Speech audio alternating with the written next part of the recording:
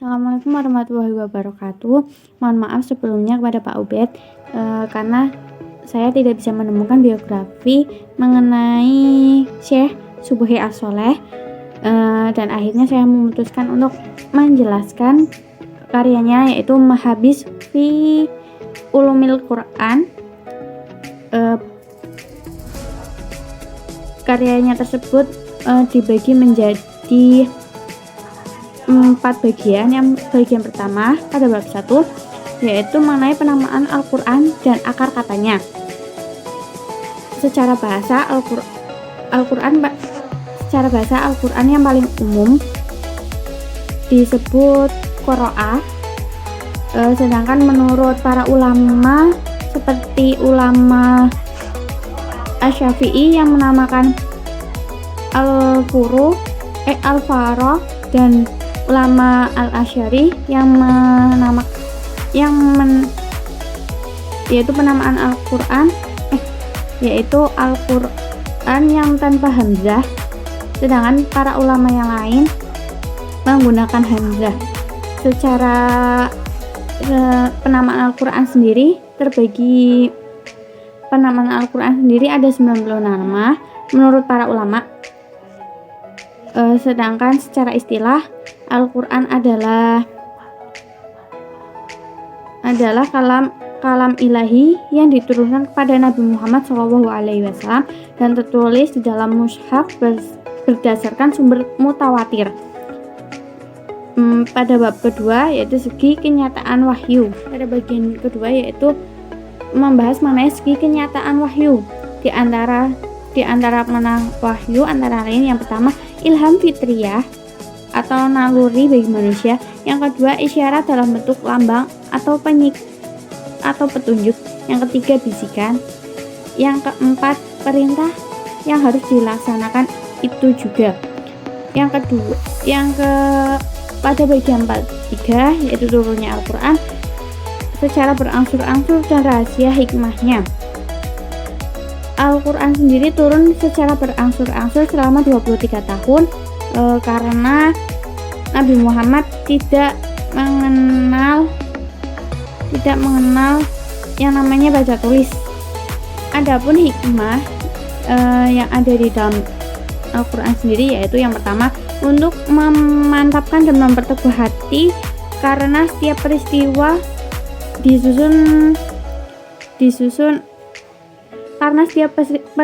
itu disusul dengan munculnya ayat baru untuk menjawab pertanyaan, menghibur kesedihan, atau mengajak bersabar. Yang kedua agar Al-Quran mudah dipahami dan agar mudah dihafal, karena sebab yang tadi, karena Nabi Muhammad SAW tidak mengenal yang namanya baca tulis. Yang ketiga mendidik Nabi dan kaum muslimin dengan cara menuntun dan membimbingnya agar hatinya berhias dengan iman yang sungguh-sungguh. Pada bagian kedua yaitu sejarah mengenai Al-Quran dibagi menjadi beberapa bab. Yang bab pertama yaitu penghimpunan dan penulisan Al-Quran. Pada bab kedua yaitu membahas mengenai mushaf salinan Utsman pada taraf penyempurnaan dan perbaikan. Pada bagian ketiga yaitu membahas mengenai ilmu Al-Quran, dibagi menjadi beberapa bab. Yang bab pertama yaitu mengenai lintas sejarah Al-Quran dan pada generasi berikutnya. Pada bab kedua yaitu membahas mengenai ilmu asbabun nuzul, dan bab ketiga membahas mengenai pengetahuan tentang ayat-ayat Al-Quran dan ayat-ayat Al-Quran Makkiyah dan Madiniyah.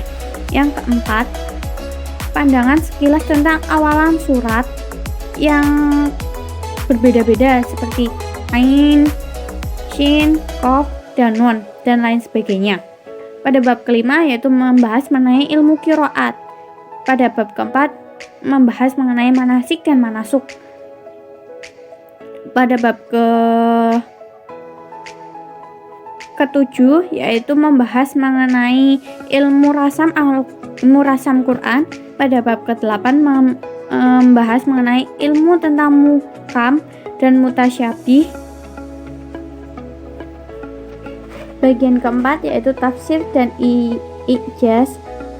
Pada bagian ini dibahas pada bab pertama yaitu tafsir, pertumbuhan dan perkembangannya Rasulullah Shallallahu Alaihi Wasallam adalah orang pertama yang menjelaskan Al-Quran kepada para sahabatnya.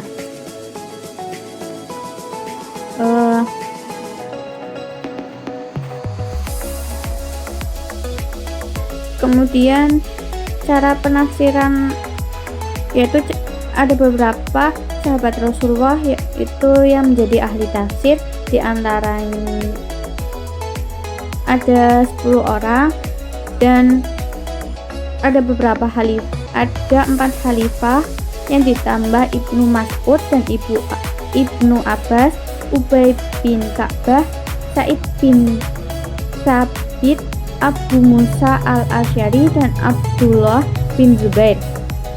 Dari generasi tabi'in muncullah Mujahid, Atta bin Abi Rayyah, Ikrimah maula Ibnu Abbas, Sa'id bin Jubair, Tawus dan lain-lainnya.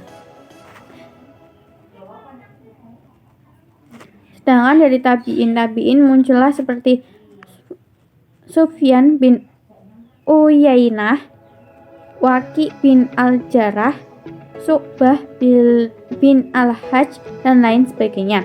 Cara penafsiran Al-Quran sendiri dijelaskan yaitu dibagi menjadi 2, yaitu tafsir bil maksur, yaitu tafsir dari para sahabat dan tabi'in dengan dilengkapi isnad. Sedangkan yang kedua yaitu tafsir bil ra'yi, yaitu dengan pendapat atau akal.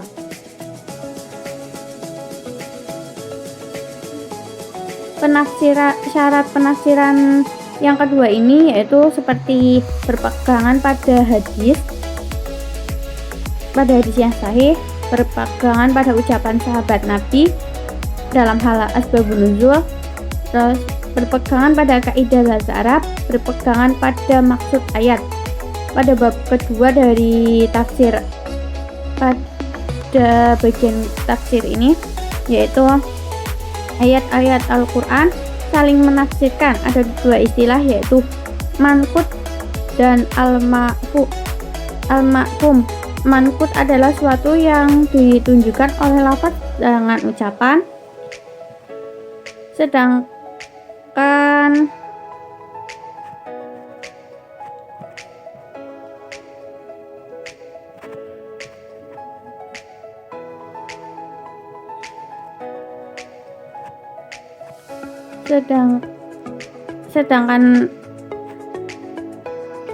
makfu sendiri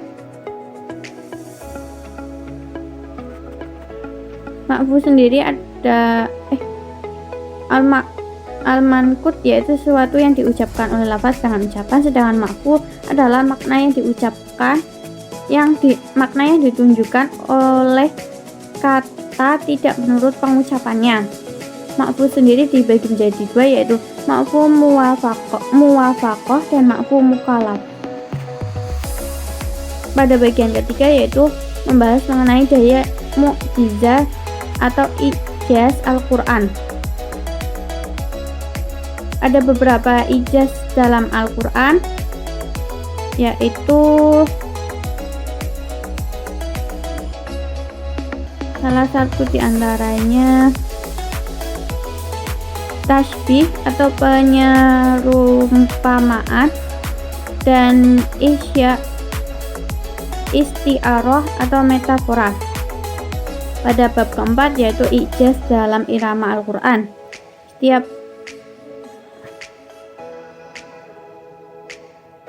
Setiap surat dan ayat Al-Quran memiliki uraian dan kisah masing-masing, keistimewaan, ciri khas, gaya bahasa yang penuh dengan irama dan lagu, dan kalimat yang telah ada di dalamnya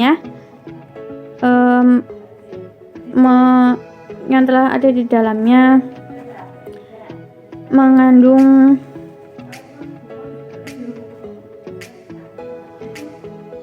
mengandung keharmonisan irama tersendiri.